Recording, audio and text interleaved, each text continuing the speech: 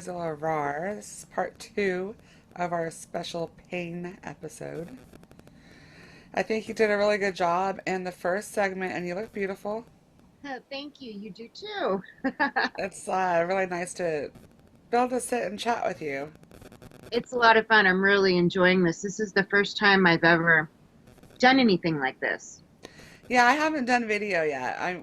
We did some live stuff, my comedic partner and I, but basically what we were doing was just listening to our podcast and then watching, interacting with people. Yeah. So we haven't done any live streaming yet, but that's what we're gearing up to do. So this is my first experience Oh, with this, cool. and Nice. um, It's fun. I'll shoot it over after I edit. I'll shoot it over to Matt Connerton, and I'm sure he'll upload it on IPM Nation. So at least the audio version of it. But I'm gonna try to get him to do the video too. So that'll Cool. be cool. So excuse me. While we were on the break, it's Julie Killingworth, and Yeah. she wrote that on for Medium.com. Yes. So it's a pretty easy search, but what I wanted to do was we've talked about the CDC guidelines and why we think they were enacted, but we haven't really talked about what they are and what it means for the general public. So you want to talk a little bit about that? Sure. I would love to.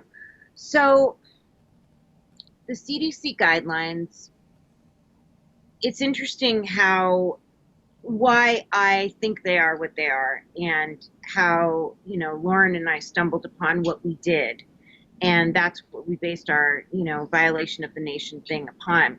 But what we've been able to determine is that there's going to be clinical practice guidelines written out for every disease, everything, whether the person is taking opioid pain medicine or not.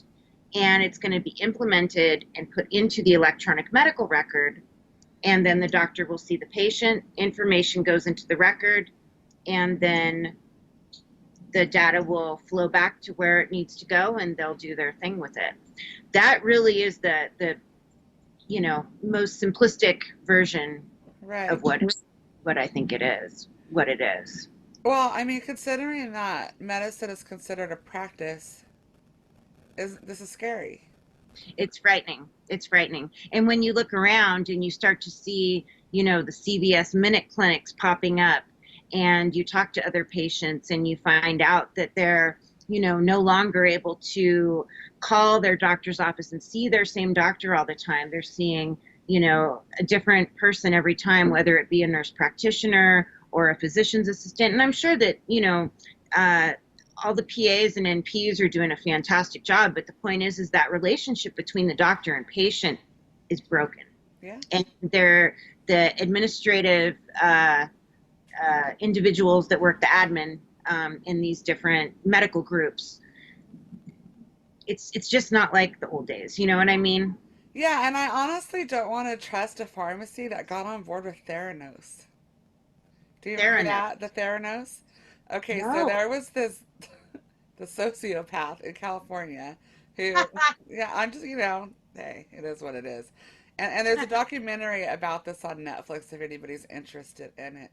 And also, what I was talking about earlier with Cambridge Analytica, there's a document out, and I think it's called The Great Hack. And people should watch that because it really does, it shows how propagandized that we are and what an artificial reality that we live in. It's a great documentary. It's actually kind of my daughter discusses why she believes that the documentary itself is propaganda in our Uh-huh. podcast. But I mean, for I can most see people who that. don't realize that everything that we put on social media, and not only what we put on, but our friends by proxy. So when you go on and you do one of those like little personality quizzes, they're like Yeah. you were saying earlier, they're taking your data. Oh That's yeah. what they're doing. It's not just a game. And of course, Nope. none of us read the disclosures. When we were playing Farmville 10 years ago, we didn't read the disclosures that they were collecting all this data on us. So that's Yeah. basically what this documentary talks about, and it's scary, and it's definitely Big Brother in real time. And Oh gosh, yes. yeah, I see this happening with what's going on and currently in the medical situation too. Okay, now I lost my train of thought because I get so hyped up on they're after us. People say I'm a conspiracy theorist, and I'm all. It's not a theory if you could prove it. it's not a theory if you take a look around. I mean, it was just a few months ago that my phone made a noise and I picked up my phone and it told me that it had this fantastic thing it wanted to share with me. And I looked at it, and lo and behold, it was Google. Google wanted to talk to me. And Google told me, hey, Shasta, we've got a record of every store you visited, every step you took, every place you went for the past year. And so I opened it and looked how many trips I made to my local grocery store, how long I was there, how many miles I drove, how many. I just could not believe it. And I was like, That's scary. did I sign up for this? Apparently I did. Yeah. So like I was saying, we didn't pay attention to all the disclosures and stuff, but like I said earlier, my daughter is a data scientist, and so she pulled her own data because the whole premise of the documentary is there's this guy out there. His name's David Carroll, not to be confused with David Carroll from Stanford, who was the leak specialist.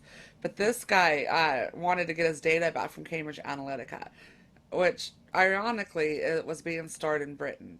So he goes over there and he files a lawsuit to try to get his stuff back, and I'm not going to spoil the whole thing, but after I was talking when we did the podcast, she pulled her own up, and it was eerily similar to what she likes and who she is and how much money she makes, and they had her political party because she doesn't really belong to one kind of wrong. They kind of guessed that she was a liberal and she's not. She's more of like a moderate, but Mhm. they were pretty. It was pretty dead on about who she was, like in a little snapshot. And Wow. just from Facebook and Instagram and Twitter, they take about 5,000 data points per person. Wow. So they're so good at it now that they don't even have to go after individual people.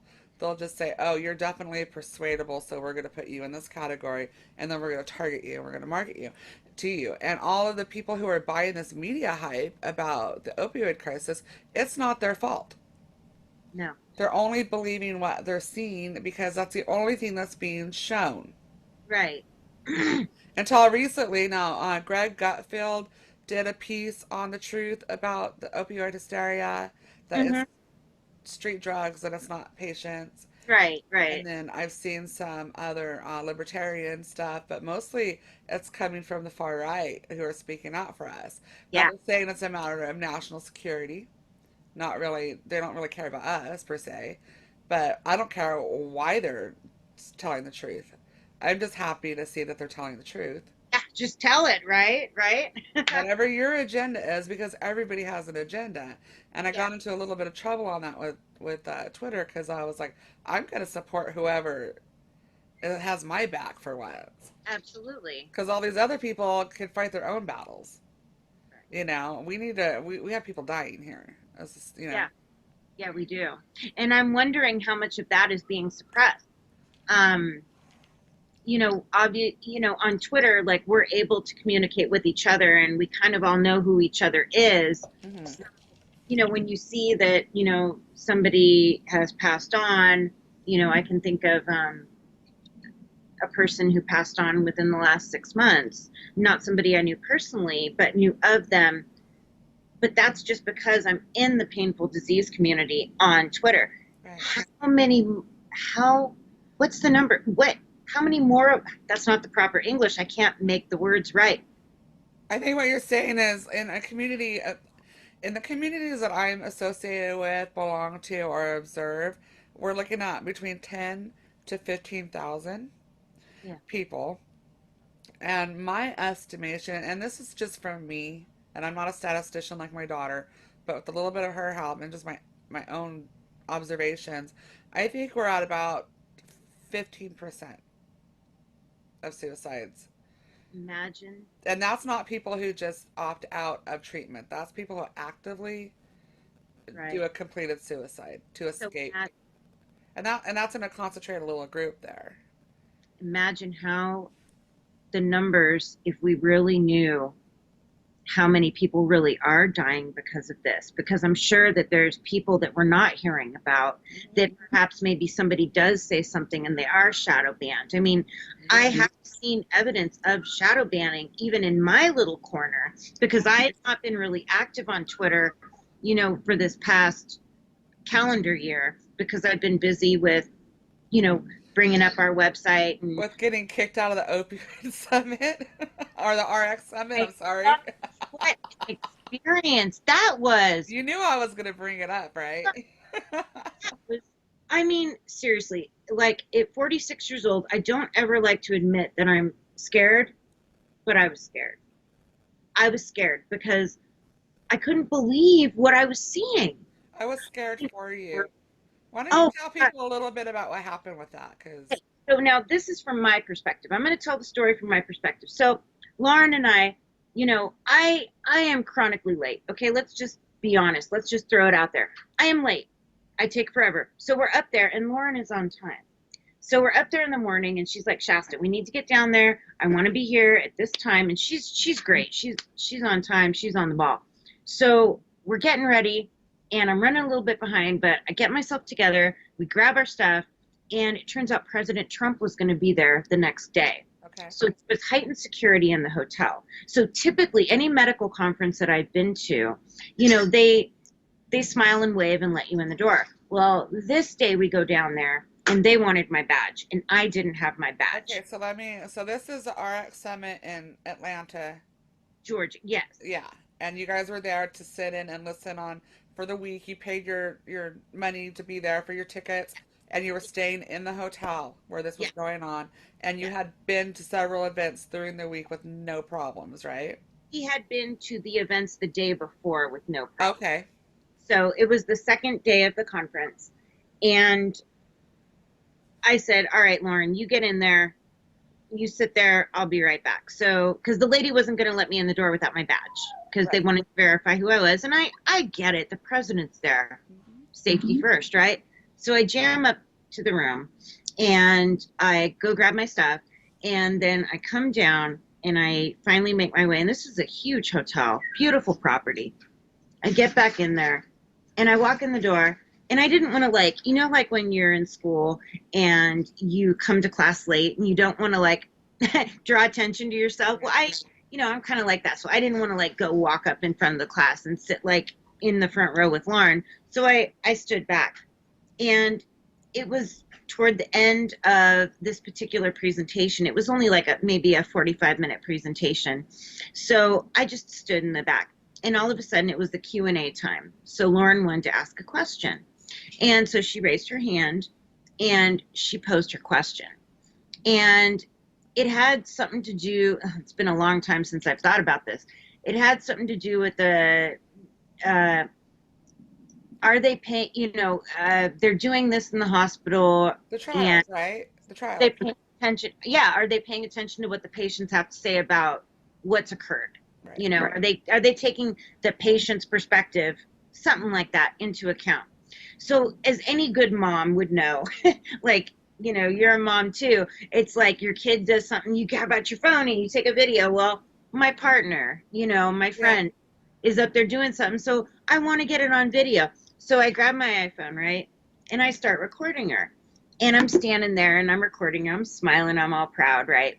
And she asked her question. And I remember it was roughly a 4-minute exchange where she asked a question and they responded. And she, didn't she wasn't doing anything that was an argumentative in any way Right. or being anything other than inquisitive. And she asked, I think, a subsequent question and they spoke back and they wanted to keep going. And she said, no, sir, it's okay. It's okay. You gave me my answer. Of course I'm paraphrasing. And so Right. that was the end of that. So because I was standing in the back of the room, I'm just sitting off to the side and I noticed Lauren, bless her heart, she's a social person. She loves to talk. She's sitting in the front row and a person who, the class is over, everybody's leaving and she's chit-chatting with the lady or guy or whatever, whoever was there. And so I'm standing outside the door and I'm waiting for her.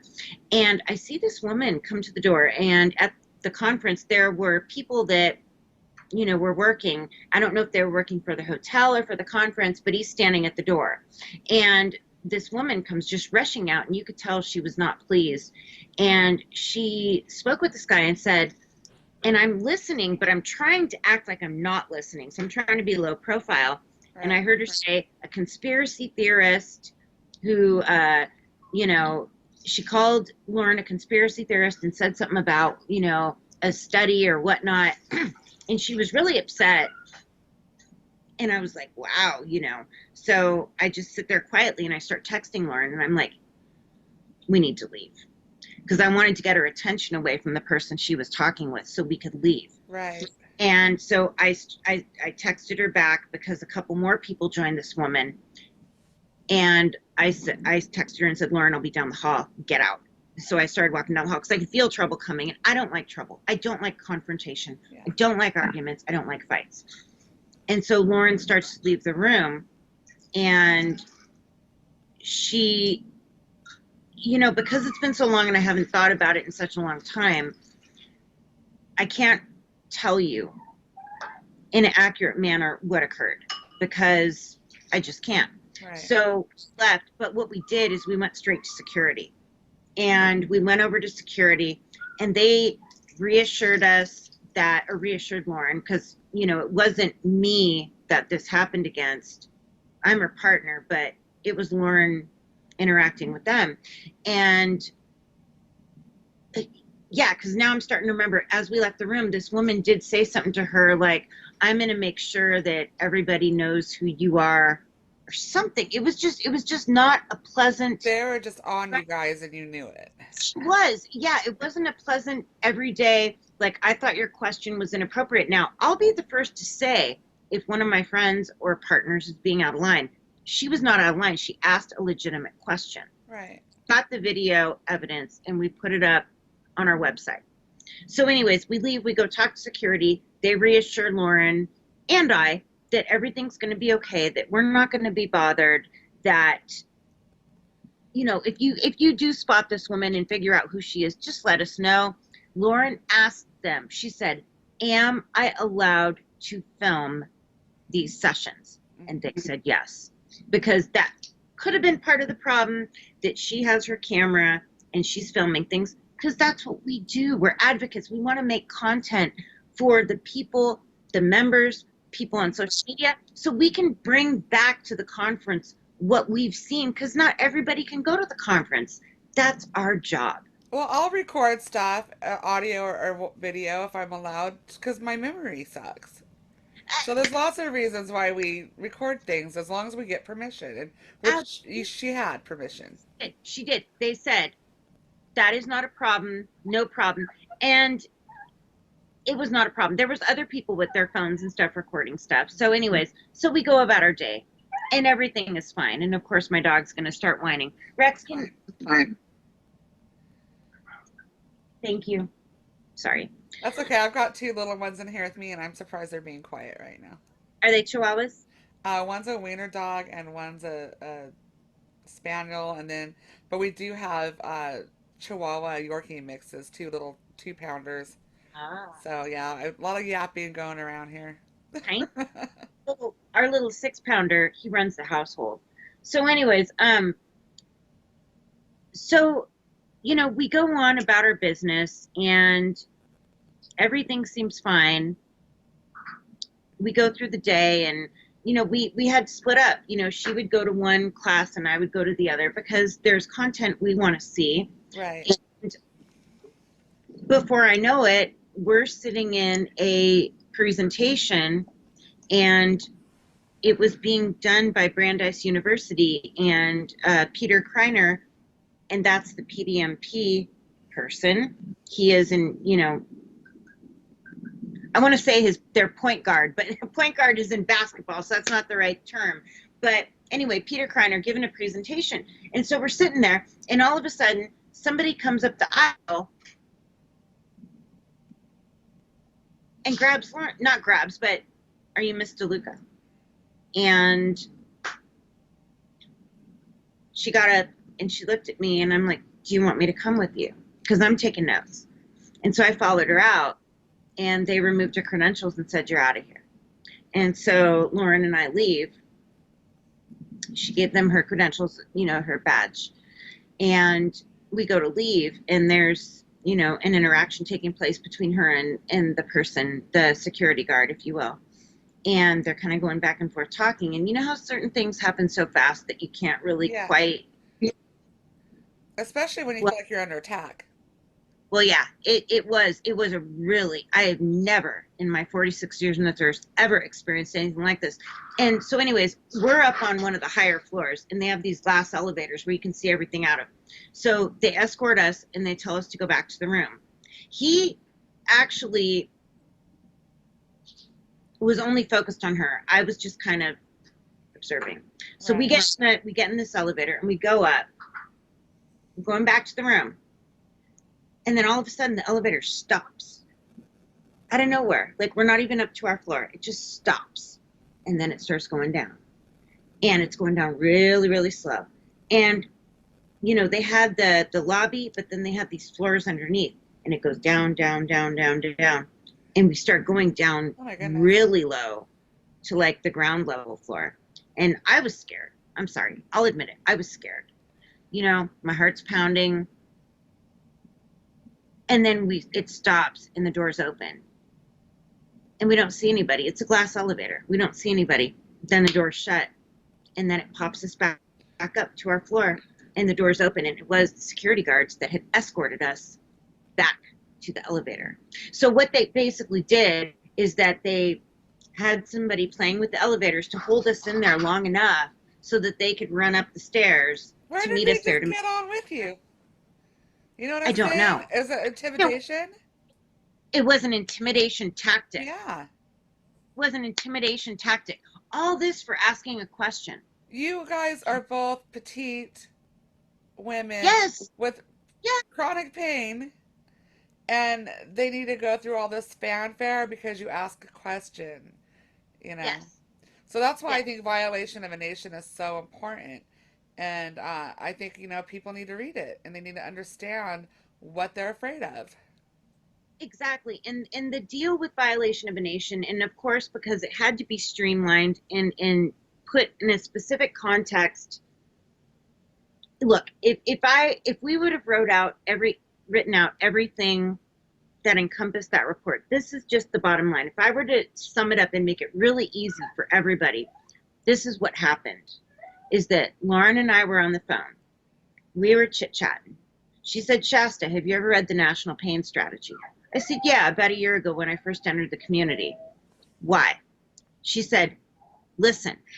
And she read a sentence to me, and it said, this will take, and I'm paraphrasing, this will take place in the context of a dual crisis, that of pain and that of addiction. Something like that. Something tripped in my brain. When I heard that, I went, oh my God. And I said, hold on a second. And I popped it up on my screen. You know, mind you, she's in Massachusetts. I'm in California. We're on the phone. I'm looking at my computer, and I look at the report, and I popped it up on my screen. And there was something about that sentence that tipped me off.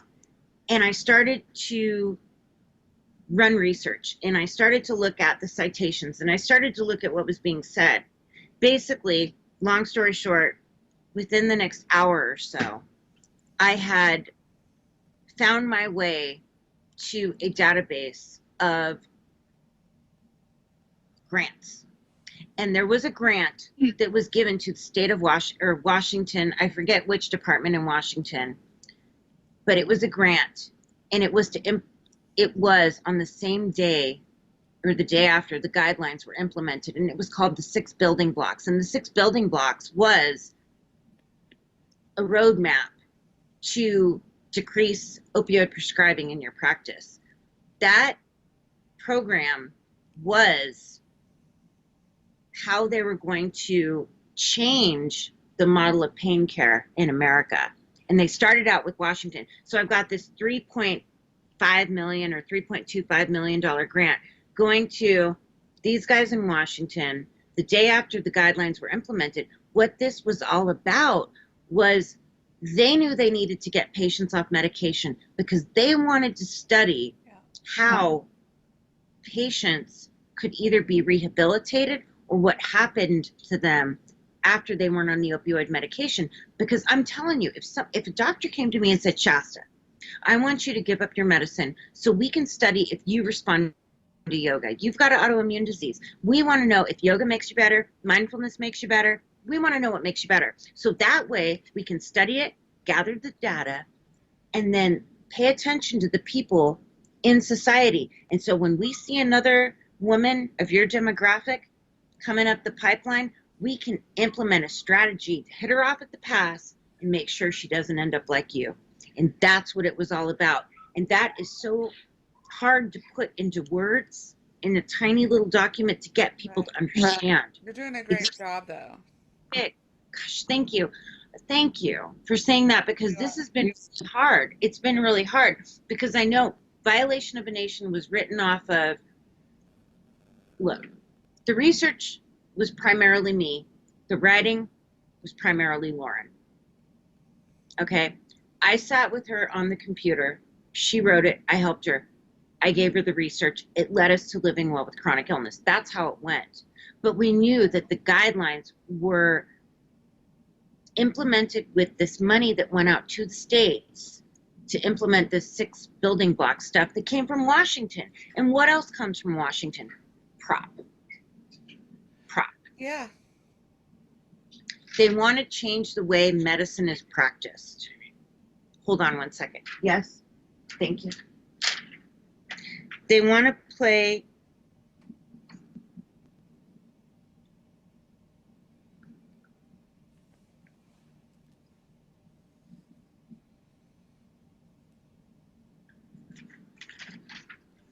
I don't understand.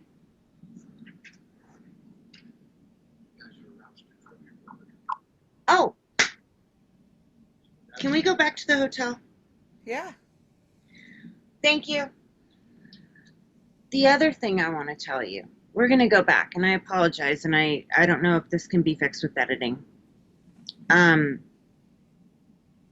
In Georgia, after all that happened, after we were booted from the conference, after we're scared to death and we don't want to go back down there, after Lauren was told whatever she was told, and I was just sitting there, it's the middle of the night, and her and I are up because that's what women do. We talk, and it's Well, the you're middle of the night. processing your trauma that you just experienced. Yeah. Absolutely. It's like 1 o'clock in the morning, and I'm taking a shower. She's hooked up to her feeding tube because it's time, she's been doing her feeding thing. And I'm getting in the shower, and I hear this bam, bam, bam on the door. I'm like, this can't be real. And so it's a Georgia PD. There were 6 police officers outside my room that put us out of the room and separated us because somebody called stating that Lauren had done a live stream saying she was being held hostage in her room. They were coming to make sure we were safe. Now, I'm only 5'2". That means I would be holding her hostage? Are you kidding me? Now, I've reviewed the video of Lauren talking about the situation, and what she said was the hotel is saying I have to stay in my room for the rest, Yeah. for the duration of the conference. That was a big call. Yeah. Yeah. I mean, They came at 1:30 in the morning. Apparently, the call was made at 4 in the afternoon, and she filmed it earlier in the afternoon. If somebody was really scared for our safety, do you think they would have waited 12 hours to bring a bunch of cops to my room and shake us down?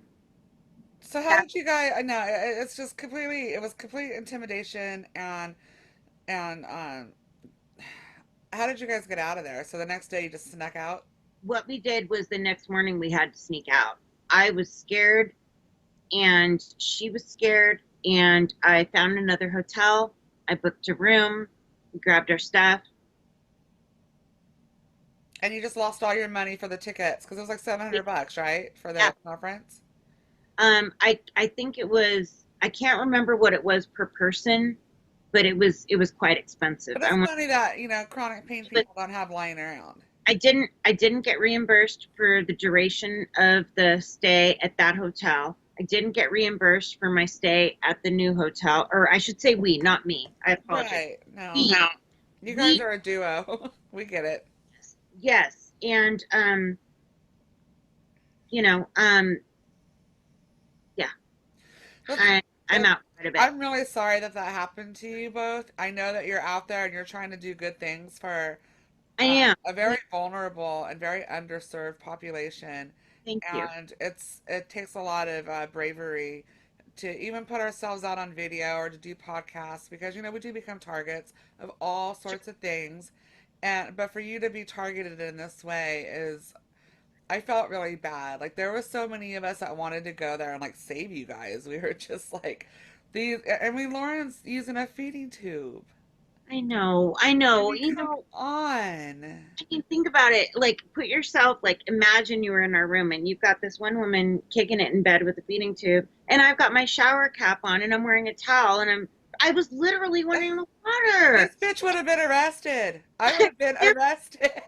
knocking on the door. Yeah, Like, I need to put on clothing. I'm like, that's you know, awful. I'm saying through the door, I would like to get dressed, and I was shaking so bad They that think like you're stalling, I, right? They think you're stalling. I assumably so, but I was trying to find my clothes because I didn't want to stand out there in a towel, and they made us come out of the room, and so I didn't want to stand out there in a towel. And the way the hotel is configured, it was like, imagine just a big cylinder.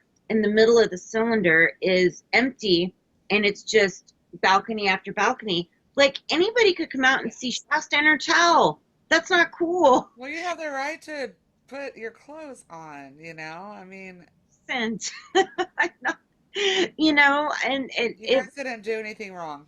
no, no, I appreciate that so much. It was a really, it took me a while.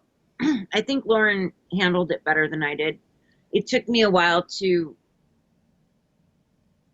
not feel like my heart was going to pound out of my chest. It was I've traumatizing.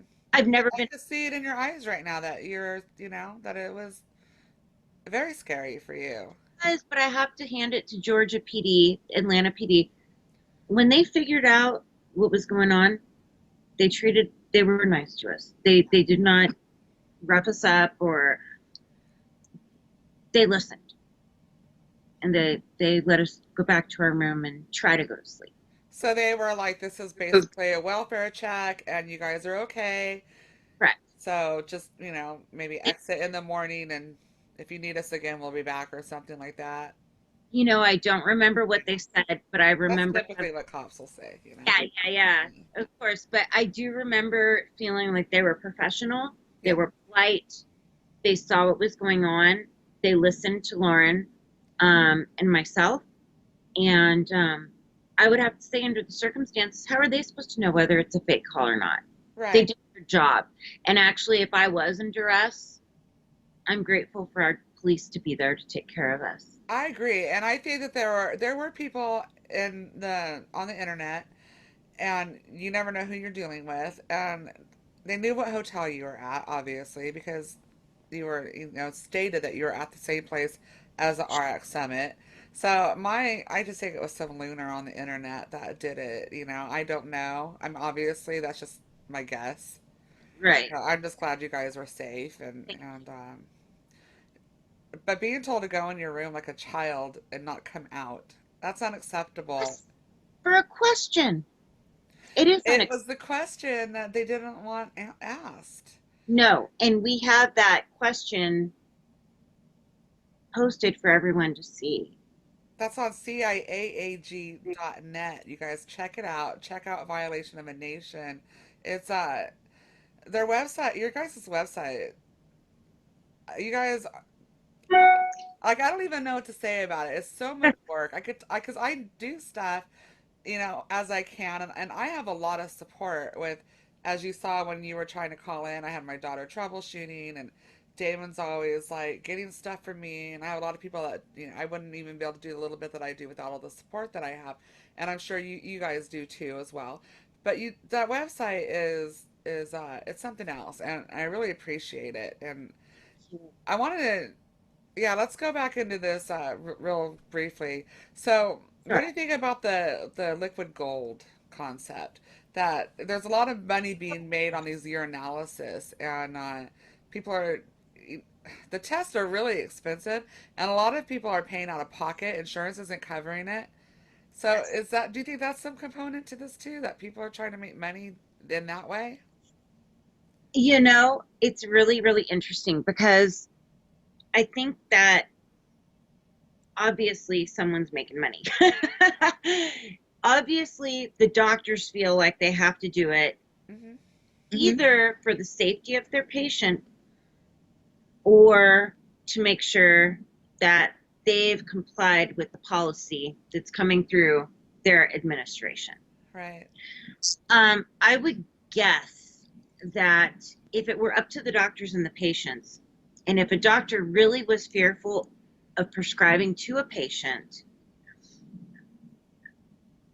if a doctor really thought that a patient was either selling, abusing, being inappropriate with their opioid medication, they probably wouldn't prescribe to them in the first place.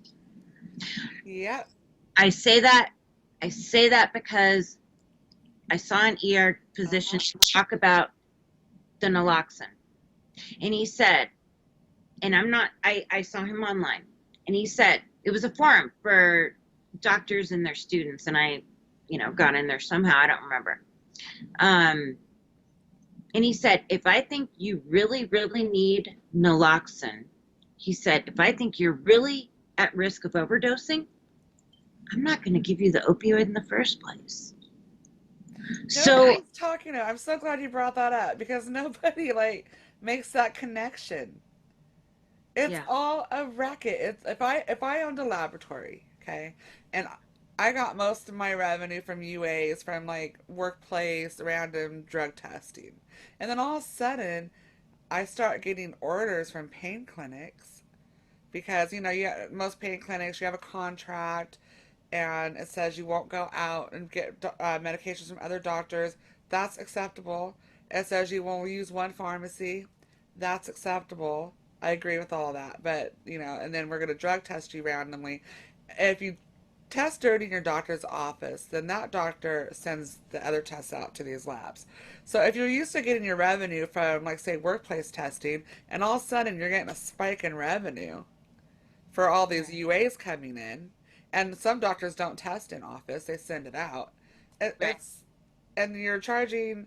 I read everywhere from like $40 uh, to upwards to 500 billable insurance dollars for a stick test. The dipstick. That's Wow, big money. it It's is. big money. And now we have this task force, and these guys are the ones that came up with aspirin for preventative for stroke, acceptable. The mammogram scheduling, reasonable. But why do they want to test every adult in America? That's a good question. I mean, they want to screen them first. I don't want to give out false information. They want to screen them first. But then if Right. they're reasonably suspicious, then they can make them do these urine. People aren't going to go to the doctor anymore. No, this is the I don't bottom want to go to the doctor anymore. You know what I mean? line. I have brain surgery in November scheduled on the books right now, and I don't want to do it. I don't want to do Yeah, it. It's just like I know I have to do it because if I don't, I'm going to you, die. And you that's do. I could feel my brain sometimes like vibrating.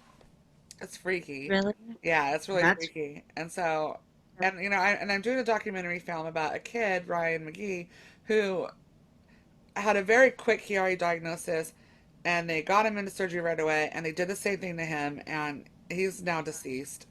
And like I said earlier, I don't know how I'm still living with this, but yeah, the reality is I don't want to go and do it.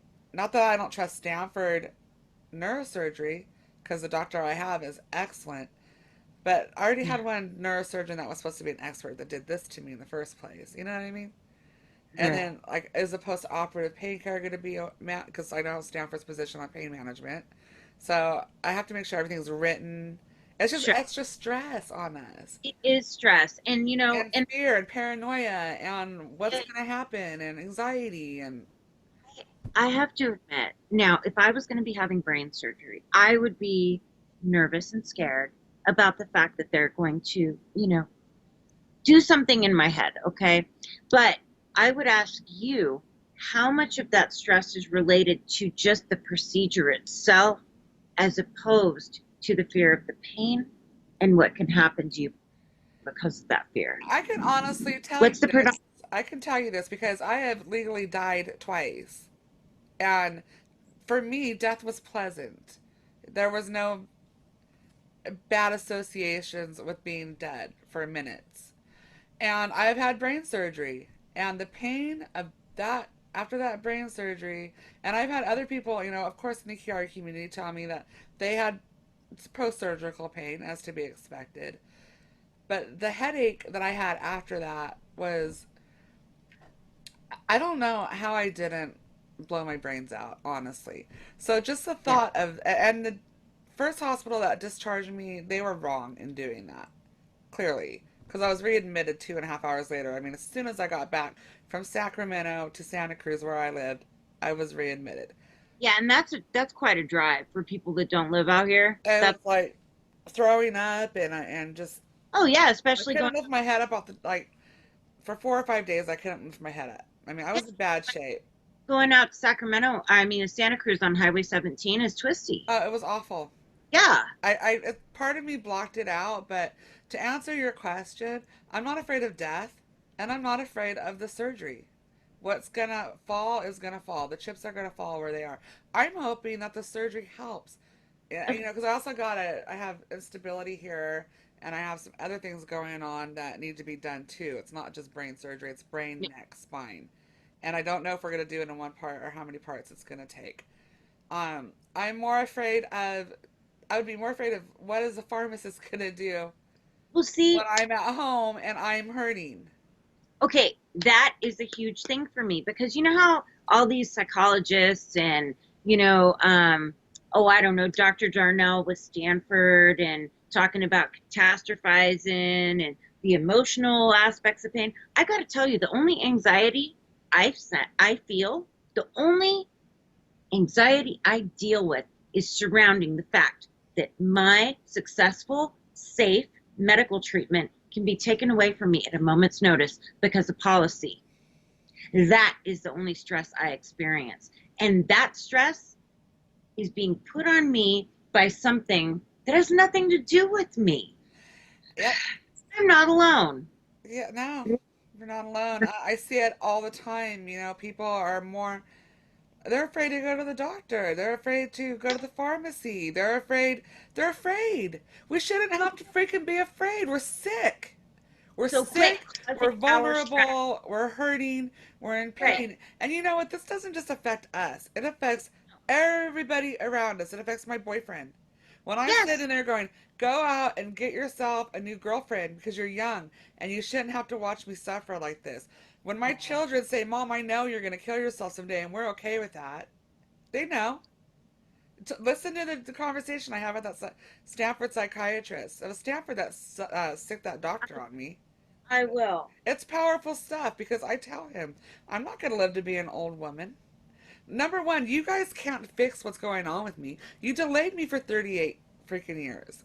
Okay, and then you botched me. And then you told me I wasn't botched. Then you said it was all in my head during my 20s, put me on a bunch of psychotropic medications I never needed, fucked my marriage up, screwed my life up. Okay, I've recovered from all of that, but now I'm at the late end of my 50 or 40s, and now you're telling me, "Oh, yeah, we made a mistake in your brains and your neck and you're unstable and oh, we're sorry. We're going to go and we're going to fix this." But you might not have pain medication during all of it, and you might not have it afterward. I mean, what are they? How do they expect Yeah. us? And Yeah. so, I tell them, I'm gonna blow my freaking brains out. It's gonna happen, and I don't even care. So my kids know that, and they say, just try to hold on. And I have a son who's had 2 brain surgeries, and he needs me. He was fine until he was 17, and he fell out with a grand mal seizure, and he's developed dysautonomia. He's got Uh, Ehlers-Danlos over my side. He's got Marfan's from his dad's side. We just were a is my bad combination. It's their connective tissue diseases or is my disorders. Huh? did you say is my myositis? No, Marfan's. Oh, Marfan's. Okay. I Yeah, was so he's gonna got like a pectus excavatum. for the Right. elongation of the Yeah. bone. And then he's got the hypermobile EDS, so he's got like, his wingspan is taller than he is, and he's 6'1", Yeah. and he's had 2 brain surgeries. He's had an implant, an RNS device put into his brain because he had brain scarring on both sides. So they couldn't do the surgery that might cure the seizures, and he was falling through plate glass windows and crashing through the bathroom mirror. And so far, the RNS in Stanford did that, and they did an excellent job there. So far, he's doing better with that, but he needs me to be here. So I don't Absolutely. have the luxury. My doctor, in that one recording, the doctor speak, he says, you don't have the luxury of killing yourself. What you're going through is not bad enough to constitute you killing yourself. And I said, yes, I know because I have kids. But they both, Right. my kids know. If they can't get a But hold of this, I'm not doing this. I'm under medicated. but it's not exactly, and it's not bad enough according to who? I mean, I know your doctor's trying to encourage you and and be a good Right. guy, and I think yes, of course she can hang on. She's a tough girl, right? She can hang on. But according to who? Because how many people out there get so weak from having this bearing down on them day after day after day that they break? It's, That they break. All for what? yeah, All for because of 0.6 to 4% of the population, because we're concerned about them having addiction. lies. Look, if somebody has a bad side effect from getting an opiate, if you can even get an opiate now, Right? if somebody has a bad side effect from that, it is their responsibility to say to their doctor, doctor, I took this. I had a bad side effect. I felt like I flew to the moon. This is not a good idea for me. That's their responsibility, just like it's our responsibility as pain patients to take our medicine as prescribed, Yep. use it appropriately, to not let anyone be in a position to be able to steal it or divert it. Why is all this responsibility being put on you and I? We have to manage our disease and then pay attention to all this other stuff. And why do we have to figure it out? Where are our damn heroes? Right. Where's the Our, hero, media? our heroes are ourselves, because Yeah. it's apparent that everybody else who could be our heroes is off doing something else. That's fine. You know what? We can be our own heroes. And you know what? I'll be there for you when it happens to you because once they, that saying, they came for us and now they're coming for you. And when they come for you, I'll be here. I'll advocate for you. I'll hold your hand during your brain surgery. And you know what? I would be there for you, because you know what? You're a nice lady. And I've only known you for what, an hour and a half now? Yeah. You're a nice lady. But we get each other. When I go out and I film Well, families, it's an instant love and an instant bonding because it is. they've lost their children. It And is. and we know we've lost children together. My mother was killed by malpractice last year. Sorry. It's just I know I've been on the inside of that ICU room for 8 months. I know what goes on. I know what they're doing to people. And Yeah, it's not saving any insurance money. And it's certainly not saving any overdose lives because it has nothing to do with it. no. And you know what's really, really sad is I really truly believe from the bottom of my heart that the physicians, they don't know. They're just trying to practice medicine. Well, And they've all got these the government on there. They've got the DEA. I mean, don't even get me started on the DEA. Why don't we dismantle that? That has not done any good for this country ever, except for, asset forfeiture. And it's a moneymaker. And now we've got good doctors in prison, good doctors with their license revoked, good doctors who are getting raided because they go and testify on a trusted colleague's behalf. And what do they show on 60 Minutes? They show the one doctor who was a psycho and a right, right, sicko and abused his privilege. right.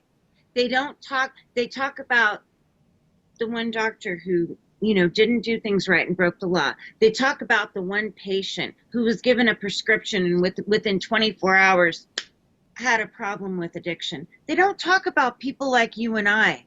Right. Why is that? They don't talk about the doctors that are following the rules. Why is that? Because it doesn't follow their agenda. This is Because it doesn't, yeah, it doesn't make any sense if you really look at it. And if the general public really looks at this, it's not going to make any sense to them. right, And hopefully they're going to say, you got to stop. right. And you know what? If it doesn't make any sense, it's not true. Yep. Nothing's absolute, but the majority of the time, if it doesn't make any sense, it's not true. So it's Not. spin, spin, spin. And the reason why we had such a hard time in the opening hour of nailing this all down is because of what you said immediately in the opening hour. There are so many components to it. It's not cut and dry. We have No. you and Lauren over there doing what you're doing in your research, and then Julie's doing her research, and this group over here is doing their research. And I want to talk about that because there is infighting in the pain community. You know, you're gonna get nut bars in any situation. And Sure. they're gonna, I've been attacked for my film. I've been called a scammer and a liar, and I don't care. Say what you want to say because I was talking to someone very wise the other day who said, and I don't engage in any of that. I did it first because I had not proven myself with the film, so I had to stand, and I never really directly like engaged any person or anybody. I just kind of said this is nonsense, and I'm making one statement, and then I'm never addressing it again because you're all fools. I don't, Right. I don't suffer fools lately. I don't deal with you. But Yeah. I think some of just for the people in the community who are frustrated, I want to Yeah. say it's okay to have the infighting because someone the other day told me, someone very wise said, without that, you're not going to have that sense of competition. And even though we shouldn't be competitive, some people, I'm not. My agenda is straight across the board. This has to freaking stop. And I Right. believe that your and Shasta's agenda is the same. There are other people who their agendas might be a little questionable, but that's okay because if they're fighting and we're fighting and everybody's fighting toward that finish line, one of us is going to break through. And when Right. we do, I just want to say, Andrew Kolodny and Prop and all you other people out there that have put us through this, get ready. It's going to happen. Yes, ma'am. We're coming for you. Um, and in regards to groups and infighting and whatever, Yeah. I'm as a person, as a human being in my private life, I just don't do confrontation. Right. I really truly like everybody. There's no reason for it. But you know what? If you don't like somebody, that's fine. That's fine. If you disagree with somebody, that's fine. If you don't like me, that's fine. But you know what?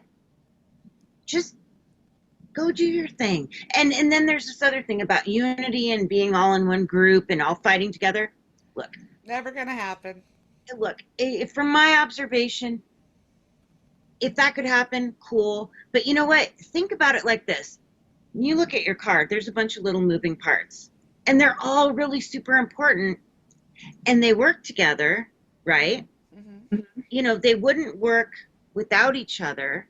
Well, maybe this is a bad analogy. I'm No, actually, I think where you're going with it is good because that's what I was saying. It takes all of us in different arenas. I personally have found for myself, and this doesn't mean everybody else, that Lauren and I together, I see a lot of different groups doing a lot of different things, and I think they're all successful. So go do you, go do your thing, Hmm. and have at it. At the end of the day, just have a good time and have fun. Because if it's not fun, if you're not having a good time, yes, it is serious subject matter. Yeah. But if you're not enjoying it, you shouldn't be doing it. That's all. I kind of Yeah, messed up out, I'm but with you on it because I tell people all the time, I don't care what you're doing, and I don't care if you don't like me. You can come on my show and you can promote what you're doing anytime you want because I do have listeners and we have worldwide listeners and we have people, my hosting station has stations. I can't be on the radio because I have a mouth. But but there are very popular radio shows, and my producer does promote what I do. So I get listeners from the outside. So I'm like, come in and tell what you're doing. I do these. I've done two pain specials before this. I think I did one with Jessica Minard Massey, and she's an incredible advocate. And I put a call out. I said, "Come on the show. Tell us what you're doing, or at least drop me a line and let me know what your website link is." yeah, Crickets, crickets, crickets. So I'm like, you guys really just come on. I don't care who you are, or what you're doing. I'll promote you as long as I know you're not. I'm going to check you and make sure you're not completely insane. But I yeah, think for the most part, people out there who are working on this stuff are really, decent, good human beings. And we have yeah, to avoid the few, nutties. Exactly. And not everyone's going to get along and not everyone's going to like each other. But you know what? That's okay. Yeah. Just embrace yourself, embrace what you love to do, and go do it. Yeah. I'm Don't, not very political, but I put out a political tweet because I am seeing more support from the right side. And I never would have imagined that the conservatives, for whatever reason, that they have, would take the position of truth on this. But I'm like, someone's reporting the truth, and I support that. And so absolutely. somebody got offended by what I said, and I was like, let me clarify. I don't belong to any party or affiliation. I'm just saying props to them for saying the right thing. And besides, we don't have to agree to kick it. No, no, not at all. Not at all. I And don't we say might, I'm right. I don't think I'm right. I'm just an opinion. exactly. And we might all want to get to the same place, but we might have a different way of doing it. Hmm. So if you don't like the way somebody's trying to get there, let them do it. Don't You don't sabotage them. Just have to like do my it. tweet, Yeah. have to retweet me. You don't have to do anything. It just, I don't know. I don't know. I I don't don't know. know. I'm just saying when I see stuff I don't like, I just don't look at it. I just leave. And that is the option we all have. You're not required to do anything, right? There is no like contract here. Mm. You got what I'm saying, right? I am picking up what you're laying down. I All right, am all see, we've got 4 minutes left. fine. Well, if we've got 4 minutes, then I just want to make sure I get it in there that it's been a lot of fun meeting you Me and being too. on your show. I've really had a great time. I I watch your want to Periscope all the time, and I always want to like comment. But I can't. Is it because you can't comment after the fact? Is that why?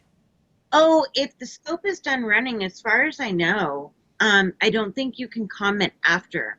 It's Okay. only when I'm live streaming, as far as I know. Now, I might be wrong. I have had people tell me that they want me to turn off my comments, and I think that the comments are good because it allows people to talk to each other.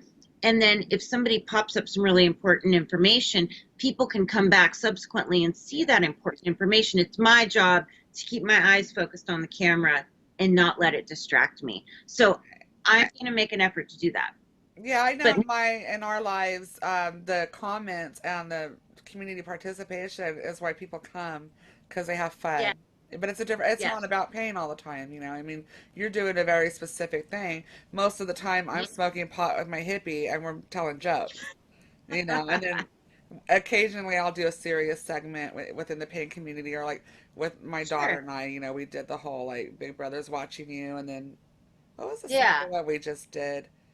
Oh, she just did. She wrote her thesis on food addiction, and we just the other night, the one that's running now, she did an yeah. amazing job presenting the correlation between food addiction and sugar and how sugar causes it, and it's really good. People should check it I out. would love, I would love to examine your daughter's work for a lot of different reasons, but I really would.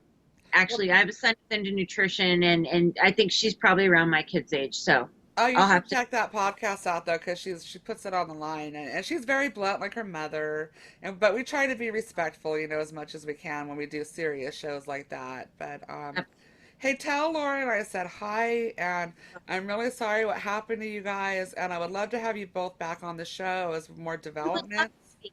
come We out. would love to be. Thank you. Sarah set it up so we could do three. Or no, That would. up to nine, she said, but so we definitely have room for three. So I know Lauren would love to be on the show together, and I would love that as well. It'd be an honor.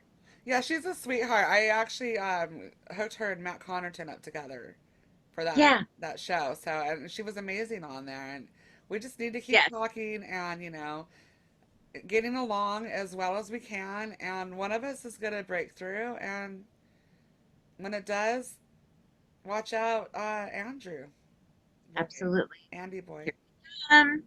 Here we come. All right. Well, I tried to behave myself. I hope I didn't say anything too disturbing or foul No, mouth. not at all. You did a great job. You did a great job. You And did too. I really thank. appreciate you guys, and I will see you on Twitter. All right, Watching girl. your You have a good scopes. night. Thank you so much for the support. You too, and enjoy the rest of your weekend. Thank you. All right. Bye All right. bye. Catch you soon. Bye.